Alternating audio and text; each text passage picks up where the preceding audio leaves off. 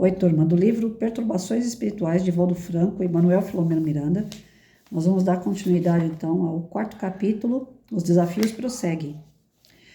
Logo mais estaremos atendendo um desses últimos fenômenos, que é fruto de uma armadilha perigosa trabalhada pelos inimigos do Cristo, em cujo encalço nos encontramos. Silenciou por um pouco e de imediato convocou-nos a visitar o diretor de respeitável sociedade que estava sendo atacada ferozmente pelas sombras. Intrigas insidiosas geravam desconforto, frivolidades e acusações indébitas. Substituíam a fraternidade. Grupos fechavam-se e agrediam outros. Setores de atividades na casa isolavam-se e tentavam sobrepor-se aos demais.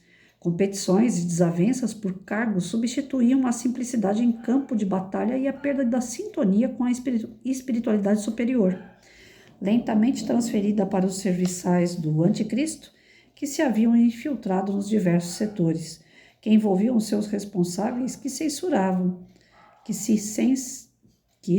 censuravam reciprocamente, mas não se examinavam. Voletamos até um apartamento luxuoso, num belo edifício no qual residia o presidente da sociedade agredida. Esta conhecida como das mais respeitáveis pela folha de serviços à humanidade e pela dignidade que sempre fora preservada em todos os seus membros, menos agora, quando atravessava a crise do desconcerto e da invasão dos mistificadores do além. O senhor Eduardo encontrava-se adormecido, mas em espírito lutava com o inclemente adversário que lhe provocava pesadelo, deixando-o suarento, alarmado. Nesse momento, sem perceber a nossa presença, o irmão Germano foi convidado, sem palavras, a aplicar energias saudáveis no companheiro encarnado, enquanto Virgílio atraía a atenção do perseguidor, que se voltou na sua direção e blasonou arrogante, até que enfim chegaram os lacaios do cordeiro, e entregou-se a gargalhadas zombeteiras com expressões faciais deformadas.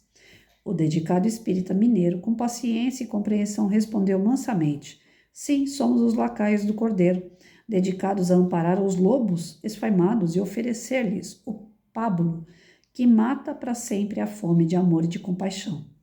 Enquanto o diálogo prosseguia, vimos o Dr. Carneiro de Campos amparar o Sr. Eduardo com carinho paternal e retornamos ao centro de atividades sob o comando mental do nosso guia. O litigante, que se voltara contra o irmão Virgílio, não se deu conta de que fora também conduzido conosco, tal o seu estado de fixação nos propósitos morbosos que o sustentavam. O mentor solicitara antes ao irmão Elvídio que buscasse no lar uma jovem médium que se encontrava em momento de grave decisão, abusada sexualmente pelo dirigente da instituição, que se aproveitara da sua invigilância e tormentos íntimos para seduzi-la, sob a inspiração do adversário espiritual que veio conosco. Quase que concomitantemente, adormecida, deu entrada na sala a moça equivocada sob os cuidados de bondosos auxiliares espirituais. Depois de instalados em 2 leitos, adrede preparados no recinto, fomos convidados a despertar a jovem, a que fizemos com delicadeza e sentimento paternal. Ao mesmo tempo, o Dr. Carneiro despertou o Dr. Eduardo. Adquiriram vagarosamente a lucidez ambos os visitantes, quando foram esclarecidos que ali estavam em reunião espiritual para tratamento e acerto das dificuldades em que se encontravam envolvidos. O Dr. Eduardo não ocultou o constrangimento que o cometeu, ainda mais quando viu a moça que ele enredara nas inconveniências do seu comportamento. Por sua vez, a jovem iludida demonstrou grande surpresa e alegria ao vê-lo e exclamou com simplicidade: Deus seja louvado pelo nosso encontro. Atraídos ao semicírculo em que nos colocamos, foram convidados a sentar-se. A seguir, o mentor solicitou a Iracema, a convidada, continuasse a traduzir o seu contentamento. Comovida com o encontro que não entendia, desvelou-se e informou com veemência ao amante Como lhe afirmei antes, a gestação agora foi confirmada após o exame que foi solicitado pelo médico. Tomado de desagradável surpresa, o senhor Eduardo retrucou irritado. Você sabe que não pode ter esse filho. Não ignora que sou casado e tenho família. Demais, como você explicará aos seus familiares e aos nossos frequentadores a presença dessa criança? Quem você dirá que é o pai da criança? Irá, por acaso, destruir-me, humilhar-me diante de todos? Você sabia que eu era comprometido e que o nosso sentimento teria que ser mantido em discrição. Ele emitia ondas de cólera que alcançavam a moça que a afligiam, levando às lágrimas. Deve ser um pesadelo, o mesmo que me perturbou há pouco, gritou o dirigente aturdido. Com bondade, o mentor esclareceu de que não se tratava de um pesadelo, mas de um encontro espiritual, para que fossem regularizados os problemas que se avolumavam na instituição e necessitavam ser obstados de modo que se voltasse à pureza de comportamento ao respeito ao próximo e os deveres espirituais. O espírito que se encontrava em processo de reencarnação através de Iracema expressava por meio de fluidos eliminados o estado de perturbação em que se debatia. Ao notar-me a estranheza, o amigo Dr. Carneiro explicou-me que se tratava de uma reencarnação muito grave, porquanto era programada pelos adversários do Mestre Jesus, e que fora preparada para criar embaraços muito sérios em relação ao genitor desajustado, com o objetivo de desmoralizar a respeitável instituição que dirigia. Não pude furtar-me à interrogação espontânea que me brotou à alma. Esses espíritos infelizes podem programar reencarnações?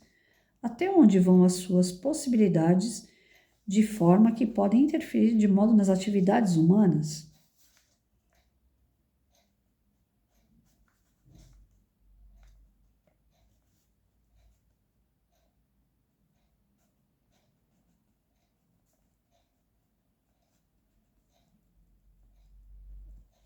Sem qualquer enfado, o benfeitor explicou-me com paciência.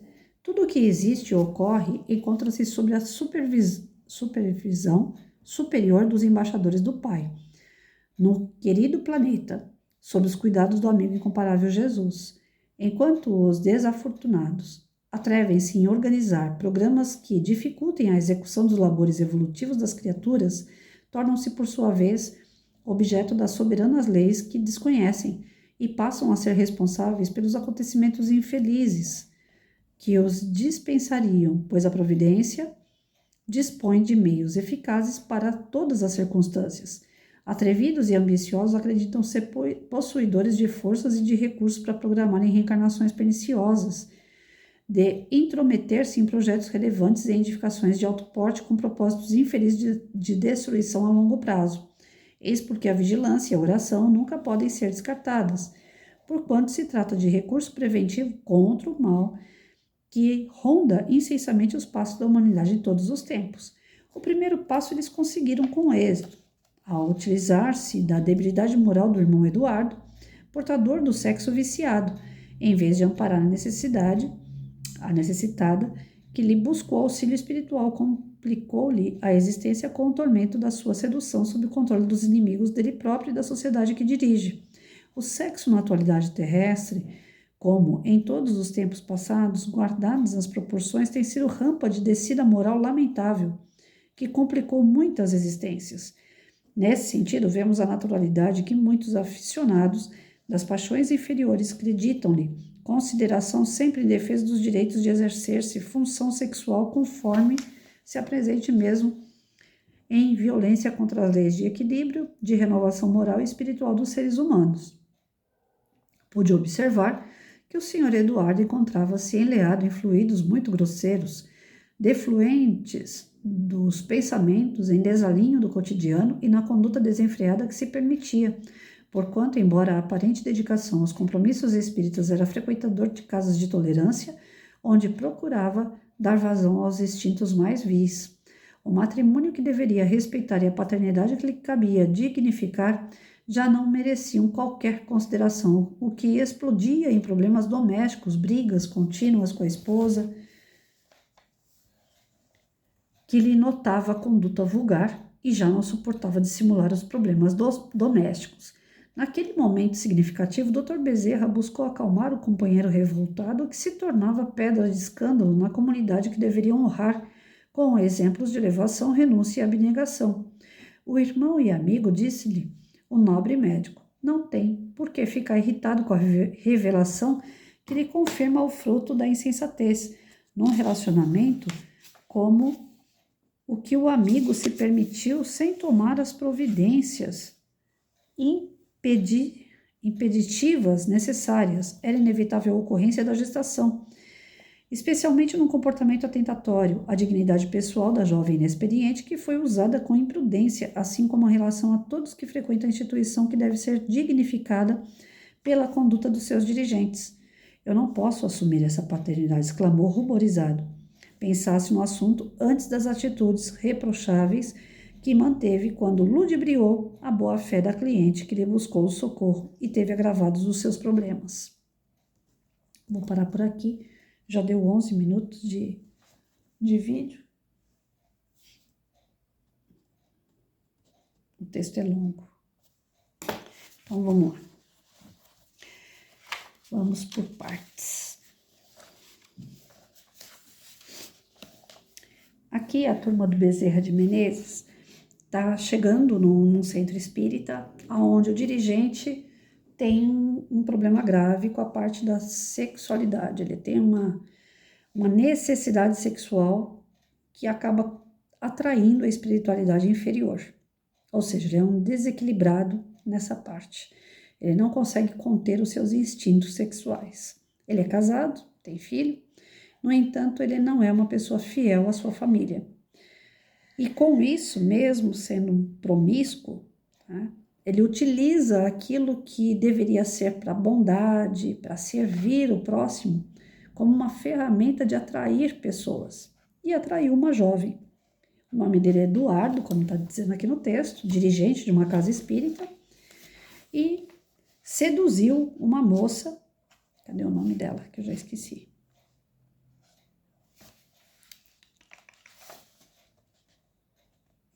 Memória ruim, né? Onde que tá o nome dessa moça, gente? Bom, enfim, ele acabou seduzindo essa moça que eu esqueci o nome.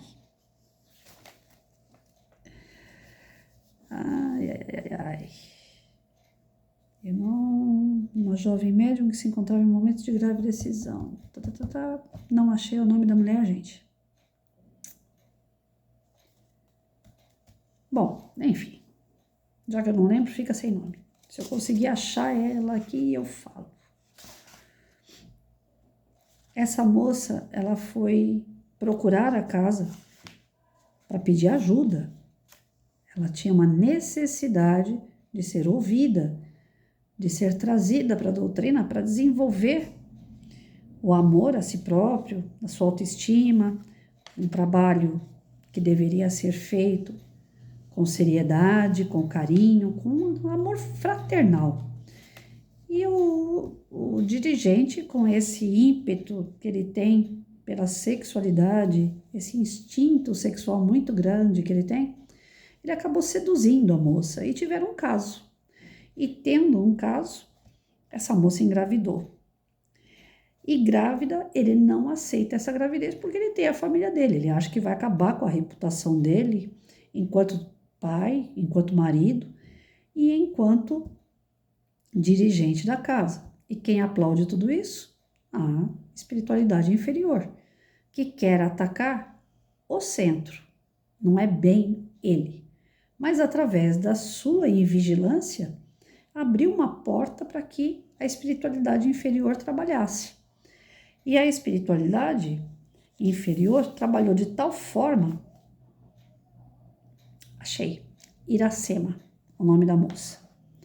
Então, Eduardo e Iracema, que são os dois aqui envolvidos. O Eduardo é o dirigente da casa, a Iracema, a moça que foi seduzida. Através dessa união não correta, através de um sexo promíscuo, fora de um casamento, a espiritualidade conseguiu preparar um ser que vai reencarnar através de Iracema e que vai ser uma prova muito grande para os dois. Eduardo não quer aceitar esse filho, está fora do casamento dele e acabaria com a imagem dele no centro espírita. Poxa, traiu a mulher, né? E ela, em contrapartida, que foi buscar um auxílio, arrumou um problema, porque se deixou levar pela sedução do sexo com uma pessoa que deveria oferecer para ela conforto, abrigo, amizade, carinho, aquele amor fraternal que deve existir numa casa espírita, sem querer nada em troca. Como ela caiu nessa sedução, foi por livre-arbítrio, foi por livre escolha, acabou que a espiritualidade achou uma brecha, essa espiritualidade inferior achou uma brecha para haver uma gravidez. Aí o espírito, dormi pouco essa noite, desculpa, o espírito que está na equipe faz a pergunta, né? O Manuel, ele faz a pergunta aos demais. A espiritualidade inferior, ela pode programar uma gestação? Pode programar uma reencarnação? Pode.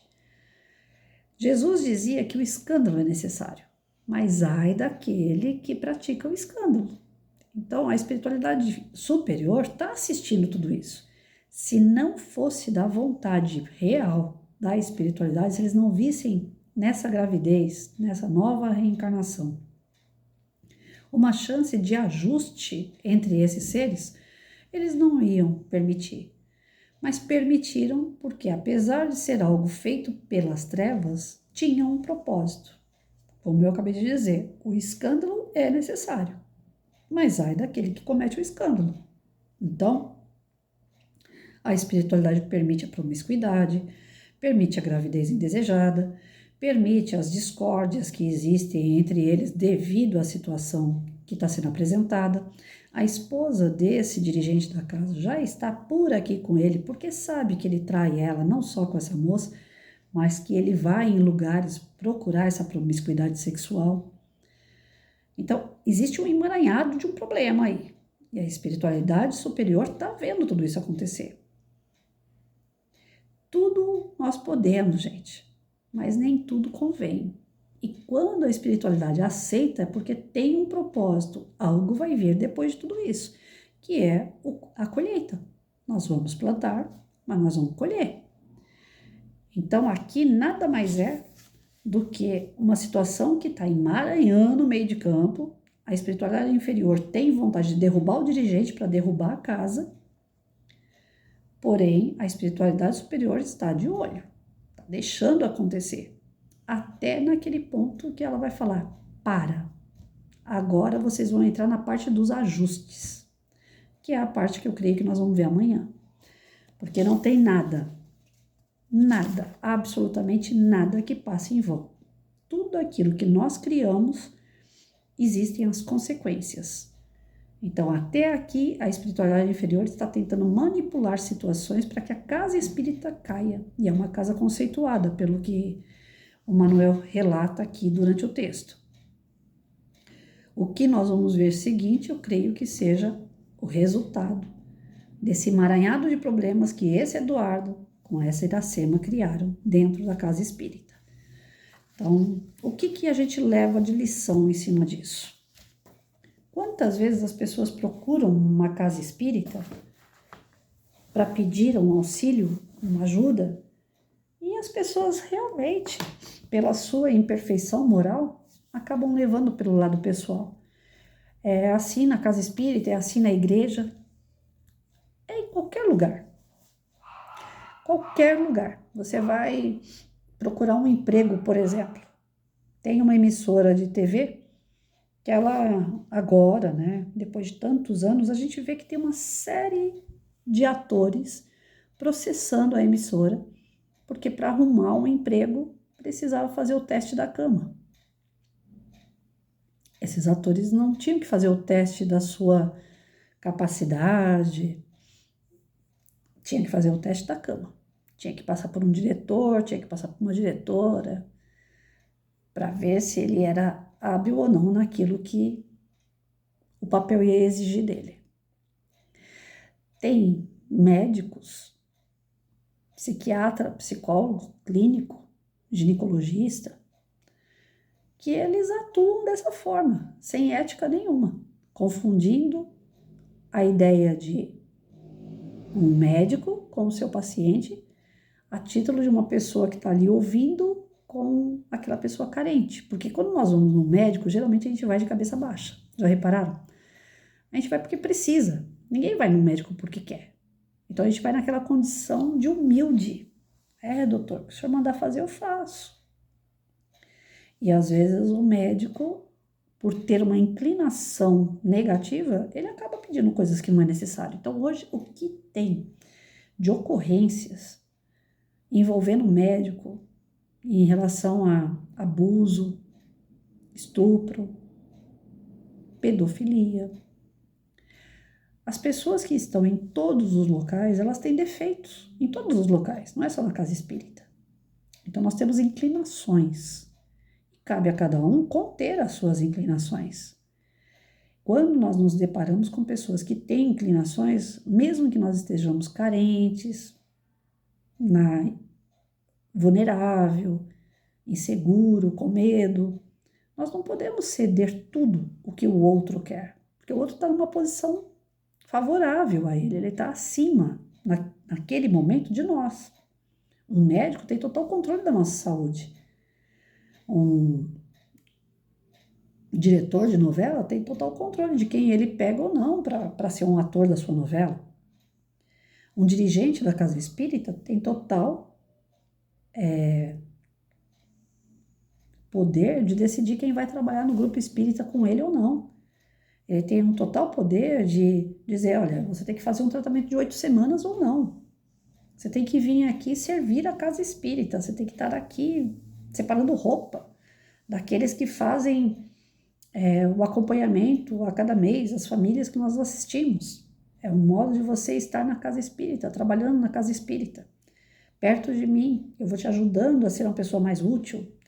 Então, existem conversas de tudo que é tipo, e essas pessoas estão acima de nós. Quando nós estamos procurando ajuda, procurando um emprego, procurando uma palavra amiga, quantas vezes na adolescência você não procura um amigo, uma amiga, para desabafar e acaba se envolvendo com esse amigo? O meu primeiro namorado foi assim, um namorado mesmo, né? Com quem eu tive um relacionamento. Foi desse jeito, era meu melhor amigo. E de tanto a gente ficar junto, para cima e para baixo, fazendo as coisas junto, aquela coisa de confidências, até livro meu, que eu tinha que fazer lição, que eu tinha que fazer resumo para entregar ao professor, ele pegava meu livro, ele fazia para mim. Era tão companheiro, era tão próximo. Tudo o que eu precisava, ele fazia. Então eu acabei me sentindo tão segura com aquela pessoa que eu acabei me entregando. Acabei gostando tanto que eu acabei me entregando, confundindo a amizade com outra coisa. E era uma amizade. Não era um namoro. Quando nós tivemos o nosso relacionamento, quando nós tivemos um momento mais íntimo, eu acabei ficando sozinha. Ele não assumiu aquele namoro. Ele fugiu. E eu fiquei sozinha. Eu tive que enfrentar meu pai e minha mãe para falar assim, eu não sou mais virgem.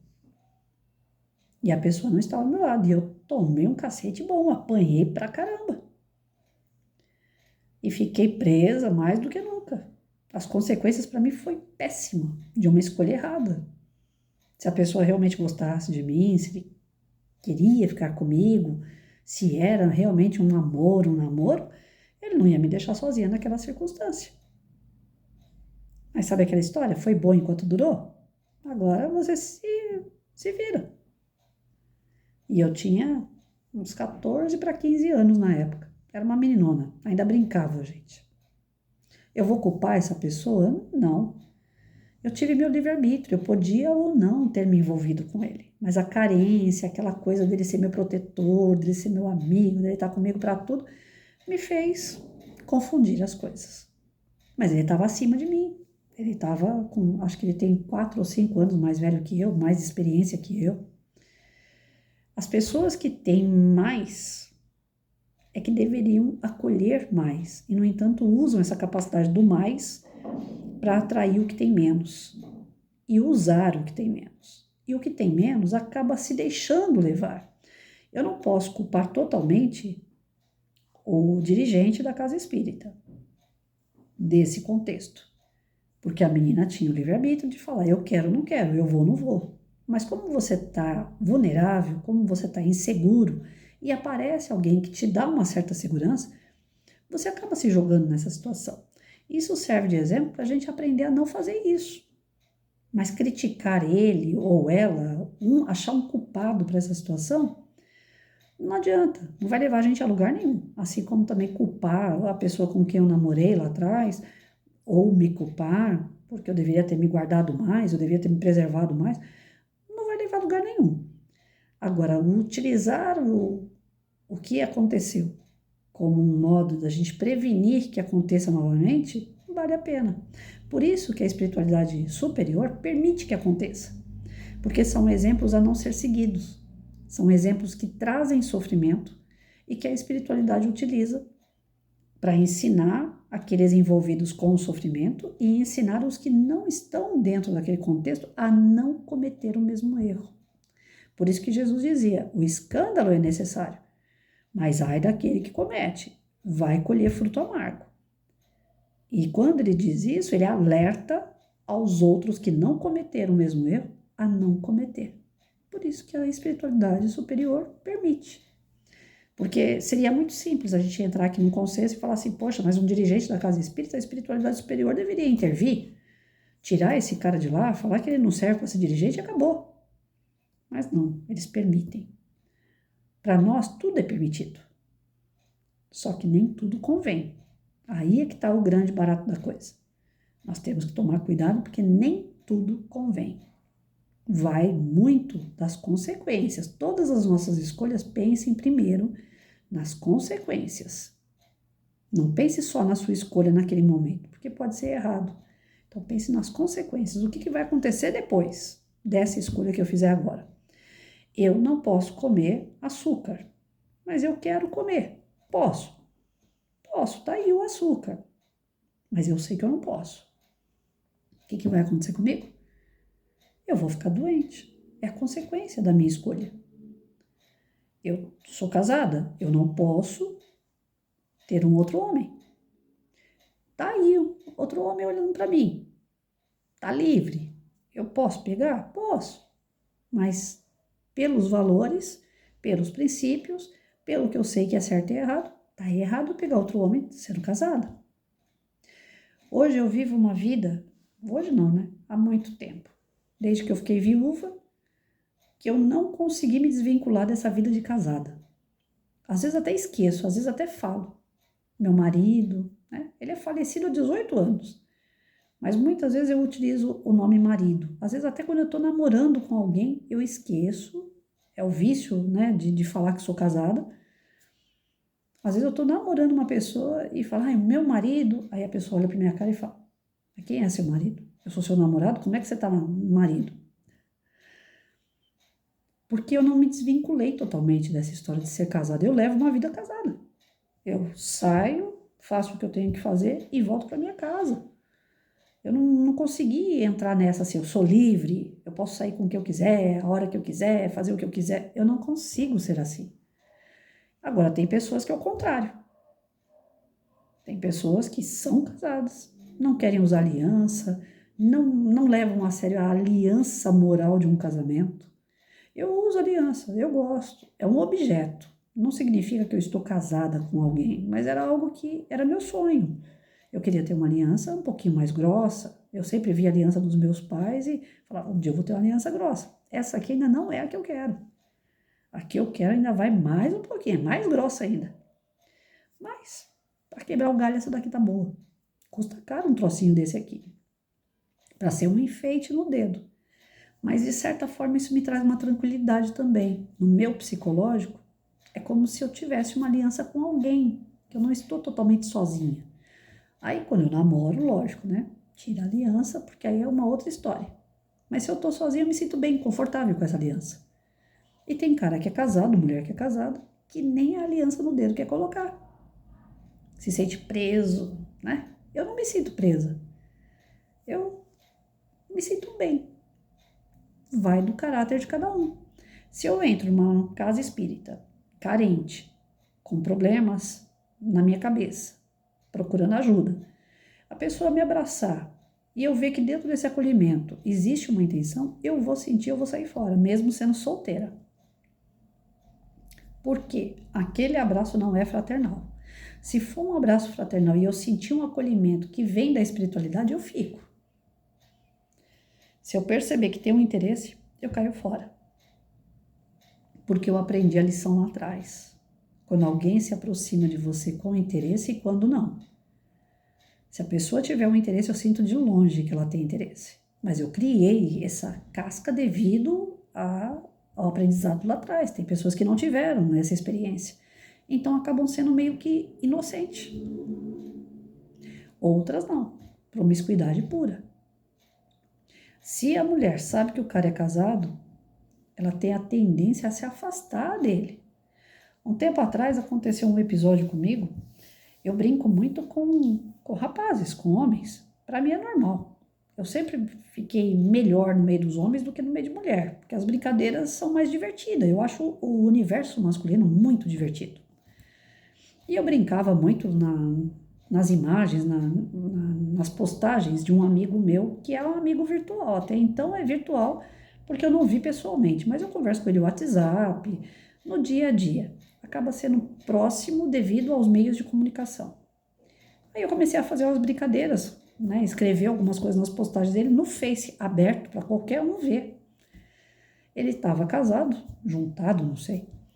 E a mulher entrou no Messenger, acabando comigo. É porque eu conheço gente da sua laia, porque eu sei qual é o seu interesse nele, e toma cuidado, porque ele é casado, porque isso e aquilo. Eu falei, mas eu sei que ele é casado. Eu nunca falei nada que desagravasse, que faltasse com respeito. Ele nunca me faltou com respeito. E acho absurdo você vir falar comigo. Porque se você está desconfiada, se você tem algum problema com ele, é com ele que você tem que resolver. Não é comigo.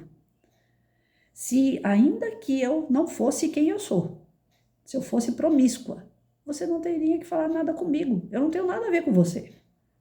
Você teria que falar com ele. Como eu já peguei em celular de namorado meu, coisas que eu não gostei.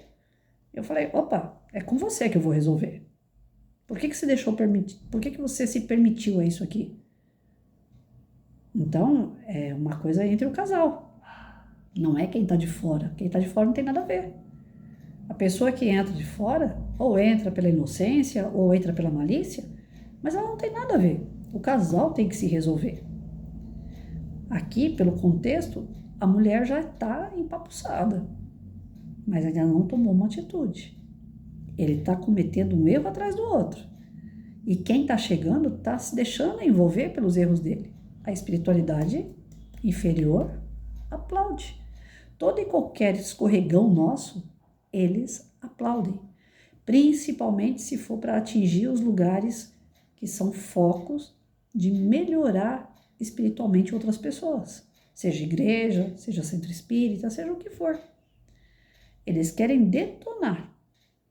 E para detonar, eles não vão detonar diretamente. A gente falou isso ontem.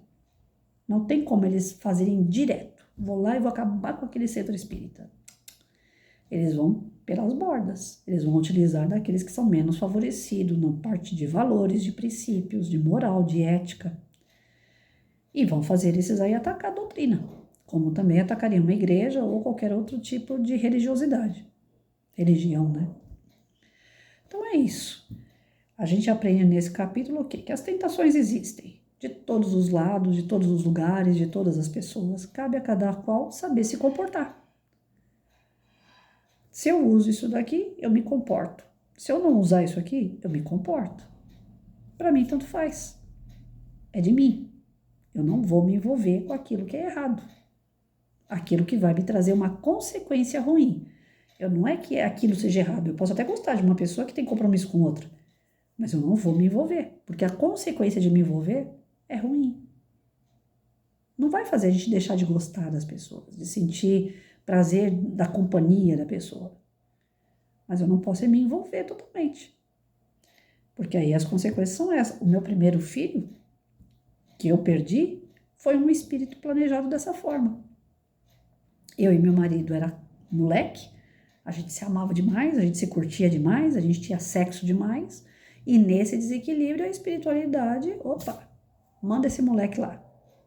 Ele precisava de 3 meses, eu acolhi ele muito bem, não sabia que era espírito inferior, que não tinha nada a ver comigo e com meu marido, eu achei que tivesse inclusive alguma coisa a ver com a gente.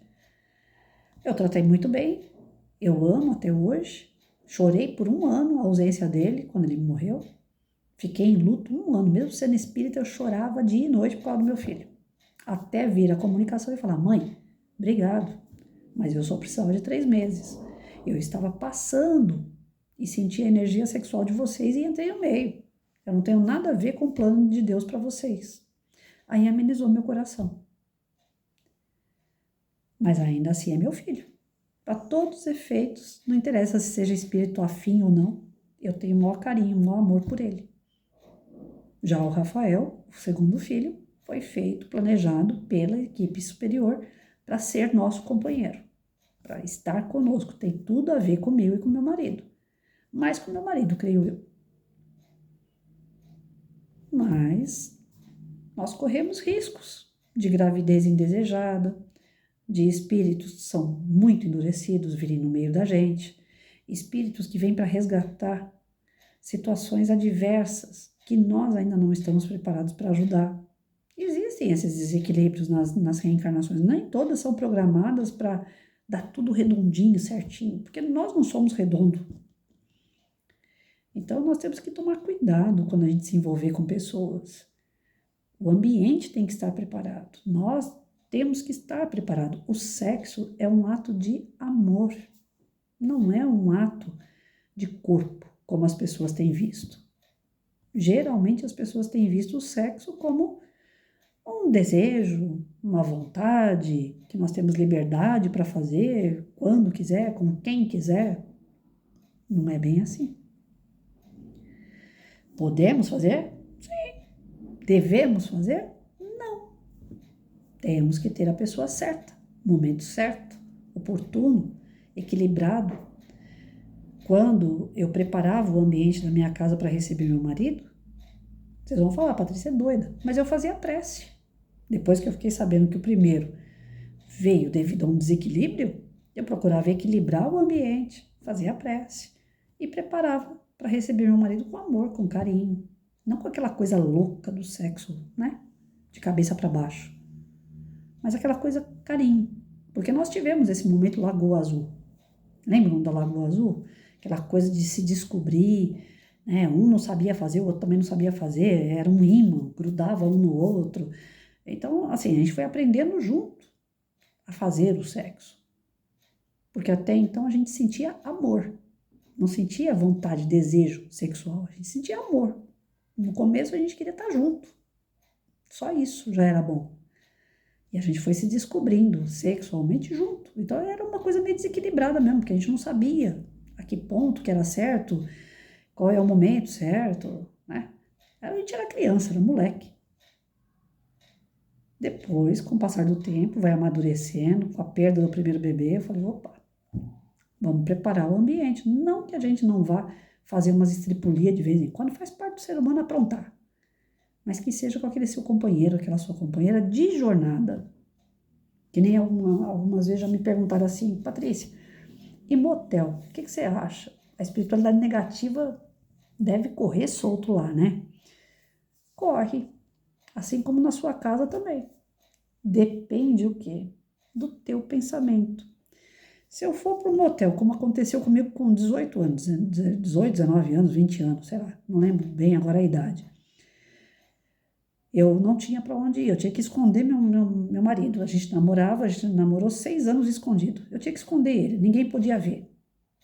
A primeira vez que nós entramos no motel foi um dia de chuva, frio. Eu falei para ele, onde que nós vamos? Porque na rua dá pra gente se esconder. Praça, parque. Mas um dia de chuva e frio, o que nós vamos fazer no meio da rua? Alguém vai ver a gente, vai contar pra minha mãe, aí vai dar problema, porque minha mãe não queria meu namoro. Aí ele pegou e falou assim, uai, a gente pode ir para um hotel. Eu falei, hotel aqui não tem. Do lado da Zona Leste, eu não lembrava de nenhum hotel, mas motel tem em cada esquina. Eu falei pra ele, quer saber, vamos entrar nesse negócio aí. Pelo menos a gente fica protegido da chuva e do frio. Era o último dia de um jogo do Brasil na Copa. Nós entramos no motel, sabe para quê? Para comer lanche, assistir o jogo, depois ainda vinha o Faustão, nós escutamos umas músicas, depois fomos embora cada qual pro seu lado. Não aconteceu absolutamente nada. Se eu conto isso, ninguém acredita. Porque era amor, era o desejo só de estar junto. Não tinha aquela coisa de carne.